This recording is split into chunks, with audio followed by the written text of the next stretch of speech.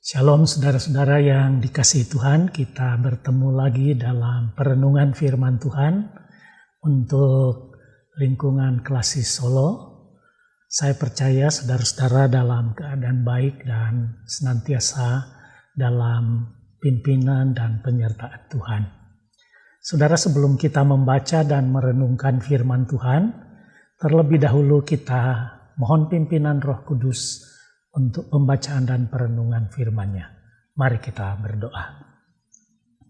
Tuhan yang Maha Kasih dan Maha Murah, kami berterima kasih untuk kesempatan yang baik yang Tuhan beri kepada kami untuk kami bersama-sama membaca dan merenungkan firman-Mu. Ya Allah Roh Kudus, urapilah kami dengan kuasa Roh-Mu sehingga kami dimampukan untuk mengerti firman yang kami baca dan dengar bersama. Berkatilah kami sekalian, sehingga firman Tuhan itu sungguh meresap di dalam hidup kami dan mewarnai hari-hari kehidupan kami bersama dengan Tuhan. Kami sambut firman-Mu di dalam nama Tuhan kami Yesus Kristus. Amin. Saudara-saudara, pada hari ini Jumat tanggal 19 Maret 2021, bacaan kita dari Ibrani pasal 4 ayat 14 sampai pasal 15 ayat 4. Ibrani pasal 4 ayat 14 sampai pasal 5 ayat 4. Demikian sabda Tuhan.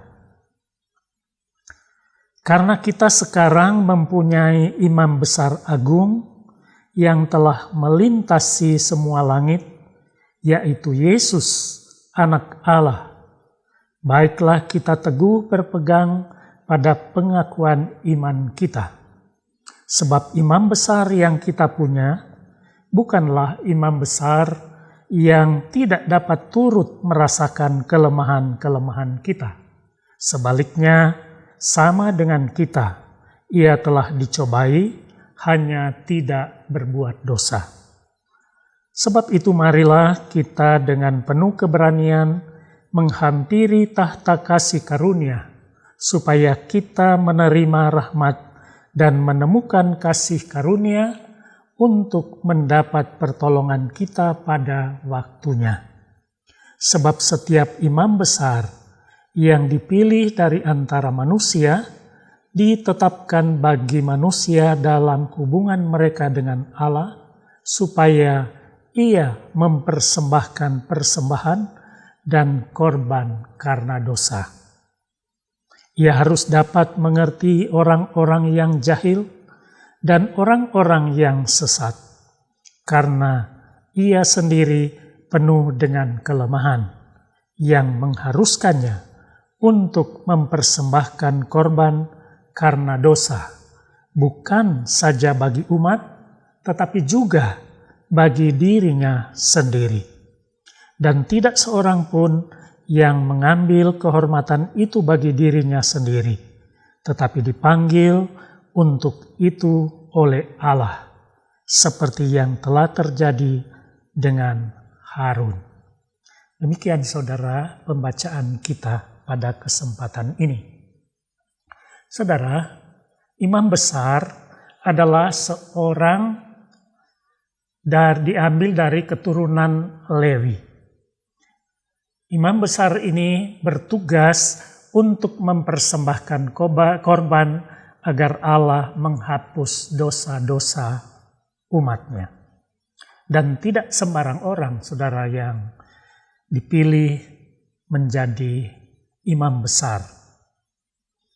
Dari sekian banyak imam, mereka dipilih sehingga mereka memang dapat kita katakan sebagai orang-orang terpilih.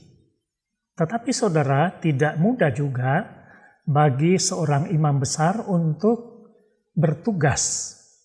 Karena begitu banyak imam yang ada pada waktu itu, mereka harus bergilir, tetapi giliran itu pun diundi. Siapa yang kena undi untuk mempersembahkan persembahan korban di bait suci, ialah yang akan bertugas untuk melaksanakan persembahan korban di ruang maha kudus bait Allah. Tugas imam itu, saudara-saudara, sangat penting dan istimewa. Karena apa? Karena ia menjadi perantara antara Allah dan manusia, atau antara manusia umatnya dan Allah Sang Pencipta. Itu kira-kira sedikit tentang imam besar. Nah, saudara, kita kembali ke bacaan kita yang sudah kita baca tadi. Surat Ibrani adalah surat yang ditujukan kepada orang-orang Kristen yang tinggal di kota Roma. Mereka sedang menghadapi berbagai pencobaan, berbagai pergumulan iman yang berat. Mereka menghadapi penderitaan karena tekanan-tekanan yang datang kepada mereka karena mereka orang Kristen.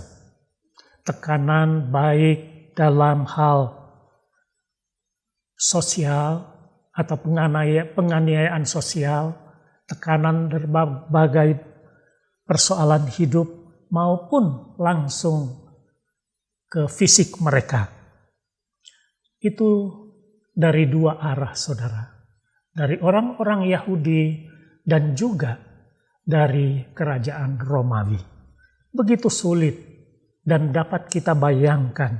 Sehingga saudara-saudara, akibat penderitaan itu, banyak umat Kristen, banyak orang percaya yang meninggalkan iman percaya mereka. Mereka kembali ke agama Yahudi supaya mereka tidak mendapat tekanan lagi. Nah, saudara-saudara, oleh sebab itu, firman Tuhan di kitab Ibrani bacaan kita menasehatkan mereka untuk berpegang teguh kepada iman kepada Kristus. Sebab apa, saudara-saudara? Sebab Kristus lebih tinggi dan mampu mengatasi berbagai kesulitan. Kristus mampu menolong mereka menghadapi tekanan dan penganiayaan yang mereka alami. Saudara-saudara, firman Tuhan bacaan kita mengingatkan mereka agar mereka tetap kuat, mereka tetap beriman, karena mereka bukan hanya mempunyai imam besar dari keturunan Lewi, tetapi yang ditekankan di sini, saudara-saudara, bahwa mereka mempunyai imam besar agung yang mampu menolong mereka di tengah derita dan di tengah berbagai kesulitan yang mereka alami. Mereka, saudara-saudara, diberi semangat untuk tidak melepaskan iman mereka kepada Sang Imam Besar Agung itu, yaitu Tuhan Yesus Kristus. Dan untuk menguatkan iman percaya mereka diungkapkan keunggulan dan kesuperioritasan Yesus. Di sini, saudara-saudara, diperbandingkan di dalam bacaan kita tadi antara imam besar Yahudi dan imam besar agung Tuhan Yesus Kristus. Saudara, imam besar Yahudi hanya melintasi ruang kudus untuk masuk ke ruang maha kudus di bait Allah untuk mempersembahkan korban domba sebagai korban pengampunan dosa. Ia hanya pengantara antara umat dan Allah dan ia juga membutuhkan pengampunan itu. Sang imam besar itu masih membutuhkan pengampunan dosa. Tetapi Yesus jauh lebih tinggi dan lebih unggul. Sang imam besar agung. Ia imam besar agung yang melintasi bukan hanya ruang suci ke maha suci, tetapi melintasi langit, dan ia datang dari surga dan pergi ke surga. Itu yang ditegaskan di dalam bacaan kita. Sebagai imam besar agung, ia tidak memerlukan domba atau binatang yang lain yang dipersembahkan sebagai persembahan korban bakaran. Tetapi ia sendiri, dia sebagai anak domba Allah yang menjadi korban pendamaian dan penebusan. Sehingga ia benar-benar merasakan penderitaan yang dirasakan oleh umatnya. Bahkan dia merasakan lebih dan lebih daripada apa yang dirasakan oleh umatnya. Saudara-saudara, di tengah keadaan kita saat ini yang sedang menghadapi berbagai persoalan hidup, termasuk keterbatasan ruang gerak kita karena pandemi, firman Tuhan ini juga untuk kita, untuk saudara-saudara dan saya. Memang apa yang dialami oleh orang Kristen di bacaan kita berbeda jauh dengan apa yang kita alami saat ini pada zaman ini. Namun yang jelas, saudara-saudara, apapun kesulitan dan pergumulan kita, hendaknya kita selalu ingat bahwa ada yang tahu apa yang kita alami, yaitu Tuhan Yesus Kristus, Sang Imam Besar Agung. Ia yang telah menyerahkan dirinya, disengsarakan sampai mati di kayu salib, tetapi juga yang bangkit, yang menang. Ia telah menebus dan menyelamatkan kita. Tahu persis apa yang kita alami, apa yang kita perlukan. Saudara, mari kita terus ada dalam persekutuan dengannya. Kalaupun kita sudah merasa jauh, ingat firman Tuhan. Marilah kepadaku, semua yang letih, lesu, dan berbeban berat. Aku akan memberikan kelegaan kepadamu. Matius pasal 11 ayat 28. Ia rindu agar kita selalu ada dalam persekutuan dengannya.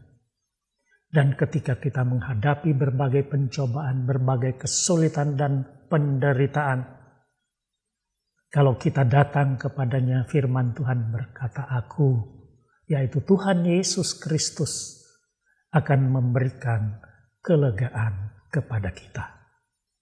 Tuhan memberkati kita sekalian. Amin. Mari kita berdoa.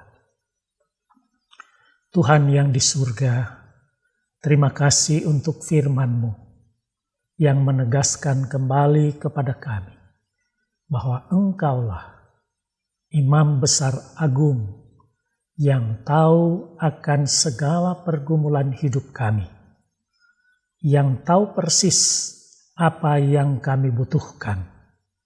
Terima kasih untuk firman-Mu. Kiranya lewat firman-Mu itu kami semakin berusaha sedemikian rupa untuk tetap dekat kepada Imam Besar Agung yang tidak hanya mempersembahkan korban seperti imam-imam yang lain dengan domba, tetapi telah mengorbankan diri untuk keselamatan kami. Terima kasih ya Tuhan, berkati hidup kami sepanjang hari ini dan hari-hari selanjutnya. Di dalam nama Yesus Tuhan dan Juru Selamat kami berdoa. Amin. Tuhan memberkati.